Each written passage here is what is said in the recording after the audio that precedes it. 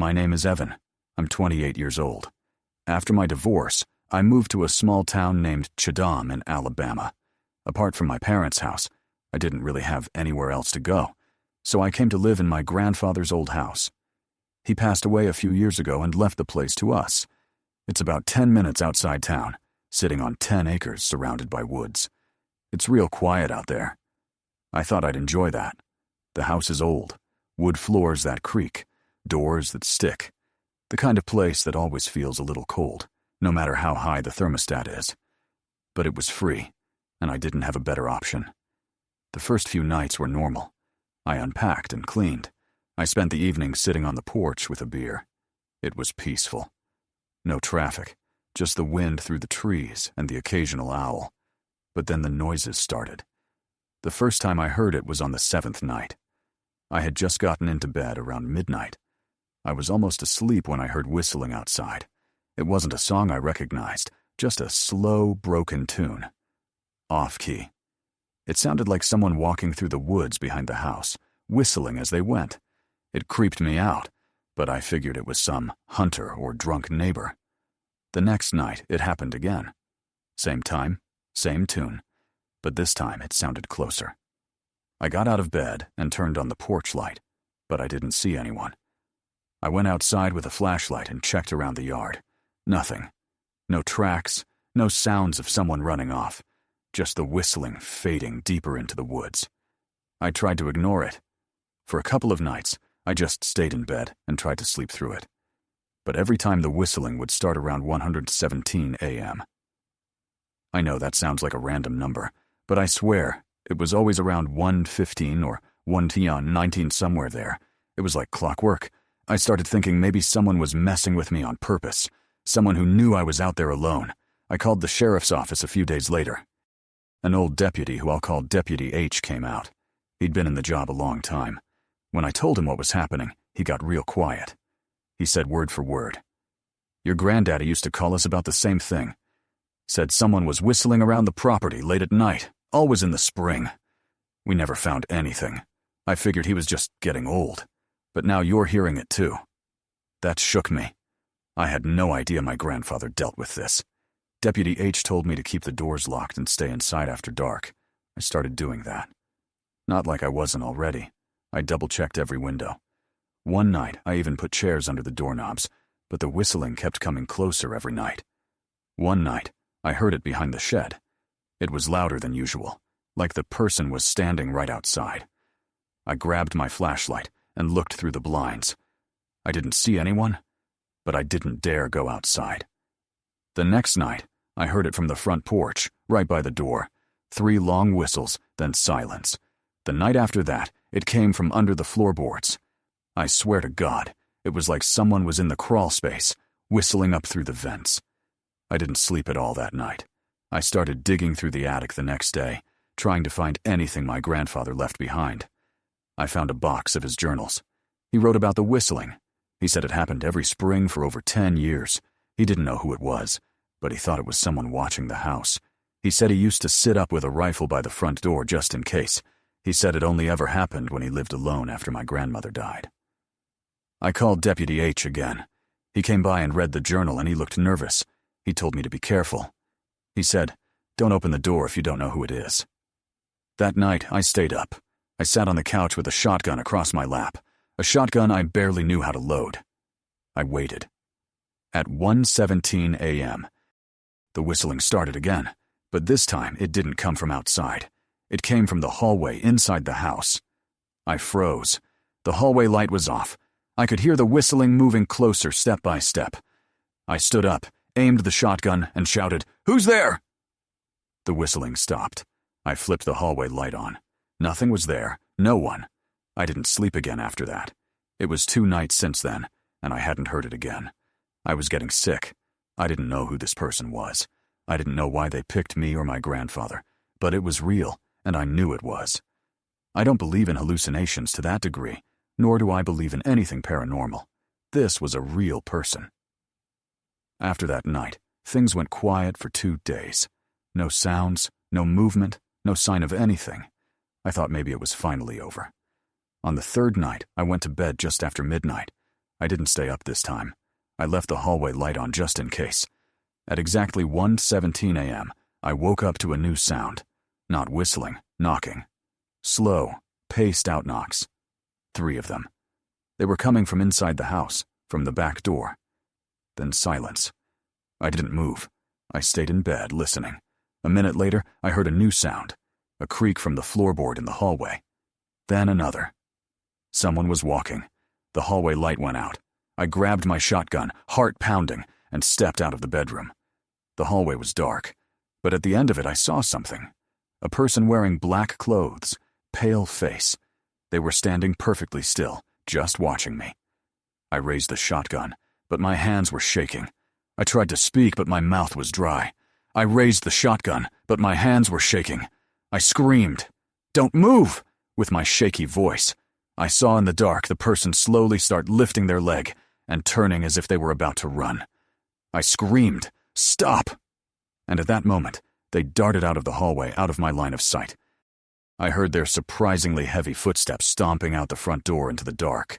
I ran outside and fired a shot, not into the air, but straight ahead into the darkness, low-key hoping I'd hit him in the dark. I screamed, "Don't come back!" The shot hurt my ears, ricocheting off the walls of the house and the deck.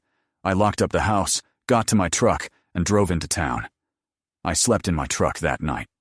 The next morning, Deputy H drove out there, and the front door to the house was unlocked again. That confirmed whoever that person was had a key to my grandfather's house. Nothing was broken or missing, but Deputy H recommended I change the locks.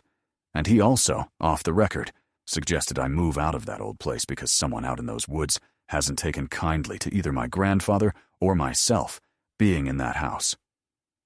I drove out to the local home improvement store and switched the locks that day, that same hour. After that, I left that house to go to my parents' house out of state for a while. I left it to my dad to eventually sell that house. Anything of sentimental value we took out, and the rest was just left in there, or sold. My father, of course, left out the fact that there's some creep who's been stalking the house for apparently decades now. How they potentially got a key, who they were, why my grandfather never said anything, I don't know. It all disturbs me deeply. I personally think it was some disturbed creep living in a nearby house. I eventually moved to a more urban area. This experience left me honestly too unsettled to live in a remote location. I'm 16 and live in the city now, but I've spent the first 8 years of my life in the countryside. For some people, it might seem weird, as I was allowed from a very young age to walk around the small village without being supervised by my parents. The area itself wasn't very big, and the entire population was about 90 people maximum. Basically, everyone knew everyone to the point that me and my friends remember the car numbers and whom they belonged to. It was a hot summer day. My friend and I, who I'll call Julian, were dead thirsty for some Coca-Cola. Back then, soda was very cheap at those little supermarkets, and we really needed a couple of pennies to get the right amount of money to buy 2 cans. Luckily, an old woman called us from her house. She explained that she was going to make some mint tea for everyone since her birthday was coming up. The issue was she ran out of mint plants, so she told us that if we'd fill 2 plastic bags with mint leaves, she would buy us as much soda as we wanted. Julian and I thought it was a great idea since I didn't want to ask my parents for any money. Soon later that day, we started digging. The sun was literally frying our foreheads, and our clothes were soaked in sweat. We searched for mints, but despite our efforts, we barely filled half of the first plastic bag. Both of us were very mad, since we knew there was no way we would actually manage to gather enough leaves before the sun went down. Still, we kept walking and looking around, hoping that some miracle would happen, and we would find a field full of plants. Suddenly, 2 tall guys approached us completely out of nowhere, and when I say tall, they were probably like 5'7". Yet, they seemed like giants to our 7-year-old selves. And what surprised me the most was that they were both covered in black clothes, with large hoodies and tight pants. None of them looked older than 17, despite being very hard to make out their facial features. They talked to us in a very friendly, childish voice, their words carefully chosen to not raise any suspicion. "Are you kids both alone?" Julian looked at me. He seemed a little worried, and made a hand gesture that signed to leave. Unfortunately, body language was never my cup of tea, so I didn't understand what he wanted us to do. I shifted my attention back to the two guys and spoke in a rather cheerful voice, saying, "Yeah, we're actually looking for some mint plants," and then asked where we could find a bunch of those. We've been looking for so long, and we're really tired. Now, I'm not really sure, but I have a short flashback of one of the two guys smirking when they heard what we were looking for. One of them crouched next to me and patted my head. Julian quickly came close to me, pulling me back by the arm a little when he saw the guy touching me. His expression was serious, almost a little panicked, and he asked, "Who are your parents?" You see, from where I come from, that question requested the answer to be by last name. Since there were so few people, not many new generations were born. So asking who your parents were was a common way to identify the entire bloodline of the person. Julian was born in the countryside, so he knew the people much better than me. I assume he was scared because he didn't recognize the two guys, and the fact that they were talking to two small kids without anyone around and even patting my head instantly sent a red flag to him. Just as he feared, they avoided the question, looking like I was their main interest. Actually, I've seen a big field of mints. You see that hill over there? That's where we come from. If you want, we could lead you to the field and help you fill those bags, or even more. Of course we knew that hill. Julian and I and the other kids would play hide and seek in its forest at night, and it was such fun, I can't even describe it. But still, not once have I ever seen any sort of mint field. After all, the only things that grew there were corn, grapes, and some watermelons. Again, I was a very idiotic kid, and all of those red flags meant nothing serious to me. I nodded eagerly, pulling Julian by the arm to come with me. The guys seemed satisfied and began to lead the way. We were walking further and further away from the village, and I could feel my friend's hand tremble in mine. At that point, I felt a sudden shiver down my spine, as the village was now completely nowhere to be seen. The forest was right in front of us, and I could see that there was no trace of any field of mint. I tried asking the guys where we were going, but they gave very vague answers like, "You'll see," or "Just be patient." I began to sweat as well, and slowed my steps a little. Panic was rushing through my veins, and I quickly realized something bad was going to happen. But for some reason, I couldn't stop walking. I knew for sure that if either of us tried to step back, something really, really bad would happen. Then very discreetly, Julian came close to my ear, and I still get chills remembering this so vividly. He whispered as silently as he could, "There's something wrong with these two. Run." That was the last thing I heard when Julian began sprinting downhill like crazy, his hand not breaking contact with mine for a single second. I was running as if my life depended on it, and it probably did, actually.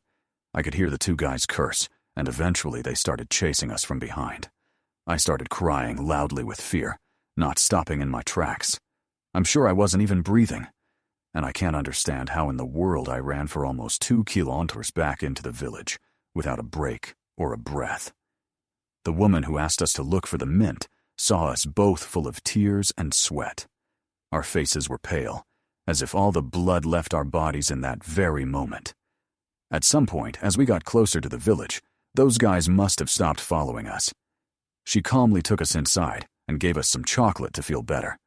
She asked what had happened, and Julian was the one to tell her, since my mouth was completely paralyzed. As soon as he finished, the woman gave us a worried look and scolded us for being so stupid. "Well," scolded Julian as he lied, saying I didn't want to follow them and he insisted on trusting the guys. After that incident, he wasn't allowed to come outside and play for a month. While I needed lots of time to recover from the small trauma, I never found out who those guys were or what they wanted from us. Looking back now, much older, I can likely guess, and that doesn't sit well with me. While we were running, there was a huge chance I could have tripped and fell, since running downhill at that speed was very risky. If it wasn't for Julian, who is now my boyfriend, I don't even want to imagine what those guys would have done to us. My parents used to work a lot when I was little. They both had to work 2 jobs because they needed extra support from me and my older brother Cameron. Their jobs kept us on our feet, but still required them to be gone most of the time. So, they hired a babysitter for us on some website. It was a young white girl, maybe early 20s, named Michelle. For about 4 to 5 months, Michelle came over every weekday to babysit us. Me being 7 and Cam being 8, we both loved having Michelle around. She was young, polite, and very energetic, which meant we could have a lot of fun playing with her versus some old lady that's always tired and in a bad mood. Cam and I did online classes because school would be too hard for my parents to keep up with. Michelle also helped with that a lot. When summertime came around, my parents told Michelle she should go relax for a bit. You know, they wanted her to have a nice summer vacation, especially after all she'd done for us. But that also meant that we didn't have a babysitter for the summer. My parents didn't want to go through the process of finding a trustworthy babysitter, so they decided to just take Cam and I to our grandparents' house. They lived in Texas in the countryside, which is a little far from our house in Oklahoma, but it would be worth a drive given we'd be there all summer. The weekend came around, and on Saturday we started our drive. The ride was beautiful, but obviously to little me, it was the most boring, nauseous experience ever. We finally made it to their house after what felt like forever. It was a medium-sized cabin-looking house in the middle of a big open field and woods around the back. A little off to the side was kind of a barn-style building with an area for animals such as cows, goats, chickens, and other cool stuff. We all said our hellos, and right away my grandpa wanted to take Cam and I on a little tour around the place. My parents stayed inside talking to my grandma as she cooked dinner for us. The night was amazing. We got to catch up with Grandma and Grandpa, and we played a little bit with their dog, Cora. When it was time for bed, my brother and I shared a room with a bunk bed and a TV. The room next door was another bedroom where my parents slept. My mom and dad fell asleep very fast because they were tired from the drive, and they had to be home the next day for work on Monday. Cam and I stayed up a little bit longer, watching some cartoons on TV. After a bit, we finally went to sleep with the TV on. Around 2 a.m., I was woken up by the sound of footsteps outside my window. Heavy footsteps. I couldn't see what was out there because the window had blinds over them. The footsteps didn't wake up Cam because the TV was still playing, but I could still hear them. I then heard a weird noise coming from the window, and after 2 seconds, I heard a grunt. Someone was trying to open it. I went to my parents' room to wake them up and tell them. They didn't really believe me and thought it was my imagination, of course, but when they went to check, nothing was there. So they just brushed it off as an animal sound. We were in the middle of nowhere after all, and maybe my kid brain really did think it was something it wasn't. I fell back asleep after 5 minutes of just laying there. In the morning, I woke up to the delicious smell of my grandma cooking breakfast as my parents were packing to go home. We all ate together. Then my parents were off. Once they left, my grandpa took Cam and I to go feed the animals while taking Cora on a walk. I wanted to have Cora's leash, so my grandpa handed it to me, saying to hold on tight. As we were walking along the trail, I found myself having to pull Cora a little bit every 5 seconds. When I finally looked to see why she wasn't walking, I saw her staring at something. She was staring in the woods. I was a little scared to look in the direction, but when I did, I saw a black figure standing there staring at us. Even though it was all black, I could tell he was looking at us. He was half behind a tree with his hands on the wood, as if he were trying to peek over, but with his whole body. I turned to my grandpa to tell him, but him and Cam were already like 15 feet ahead of me. I ran to catch up with them while having to pull Cora a little bit, but once I told my grandpa about the man in the woods, the man vanished. It was like he was never even there. I thought I would have been able to see him if he ran off, but where could he have gone? My grandpa heard about what happened the night before, so me telling him something like that couldn't be me playing tricks on them. I could tell in his face that he was concerned, but he just told me that it was okay, and that it was probably a deer in the distance, and that when I ran, I scared it off. After we fed the animals, we went back to their house. We enjoyed the rest of the day watching movies and playing outside in the sprinklers. That night, my grandma made the best dinner, too. There was a lot of food, so after eating, I was really tired. I took a quick 10-minute bath and headed right to mine and my brother's room again. We watched cartoons for a bit and fell asleep. Around 1 a.m., I was woken up by the sound of humming outside the window. It was humming to the theme song of Cyber Chase, the show that was playing. Cam, being the heavy sleeper he was, didn't wake up to it, and as I said earlier, the blinds were over the window, so I couldn't see what it was. But I knew for sure, at this point, it had to be a person. At first I thought it was my grandpa outside smoking, and for some reason, he started humming the intro 'cause he heard it through the window. Of course, that was a dumb explanation, but me being the kid I was, I yelled out, "Grandpa!" The humming stopped. After 30 seconds of no sound, I then heard, "Hey, it's Grandpa. Come out here, kid. I want to show you something cool." I then proceeded to put on my shoes and went outside. There were no lights, but I remember how beautiful the night sky looked. I finally got to my window, where I saw my grandpa standing. He reached out his hand for me to grab it. I took his hand, and he started leading me towards the barn. I tried talking to him, asking where we were going, but no answer. I started to rethink what was happening. Why would my grandpa be outside at 1 a.m. showing me something cool? Why was he wearing a sweater with the hood up? Then I looked at my grandpa's hand and really paid attention to it, only to realize it wasn't my grandpa's hand. It was the hand of someone much younger. I tried to pull my hand away, but his grip only got stronger. I didn't want to let him know I knew something was wrong, so I stayed quiet, even though my heart was pounding. Then I looked behind him and noticed a long handle sticking out of the back of his pants. That's when I really panicked inside. Suddenly, I heard my grandpa's voice calling from the house. I didn't say anything back, but the man turned his head toward the sound. In that moment of distraction, I yanked my hand free and started to back away. The man stood there for a second, then suddenly bolted toward the woods. I ran straight for the house, yelling for help. By the time I got inside, my grandpa was waiting for me with his arms wide open, and my grandma had the phone to hurry, talking to the police. Not long after, the cops showed up and started searching the area. They found the man hiding in a ditch not far from the house. In that ditch was some stuff he'd taken from the barn. And most disturbingly of all, they said he had an axe tucked into the back of his pants. After further investigation, they found that the lock on my grandpa's shed had been broken off, leaving it open for anyone to get anything they pleased. In the shed were a lot of tools that could have caused more trouble. After a couple of days, my grandpa found out that that man turned out to be Michelle's ex-boyfriend, who I'll just call Dave. Dave admitted to have been stalking us and planned to take me that night. He figured it was easier to take a little girl, so he went after me. He said he wanted to take me because he knew Michelle cared about me a lot, and if he had threatened to hurt me, he could make Michelle do anything.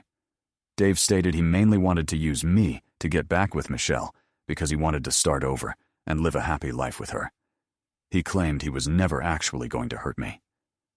After this whole incident, our parents picked Cam and I up a week later and started looking for better jobs so they could be home with us more often. They also let Michelle go, which is understandable. I'm so grateful that the police station wasn't that far from my grandparents' house. But most importantly, I'm thankful my grandpa had woken up that night to use the bathroom. Even after 20 years, it still gives me chills to think about what would have happened to me that night.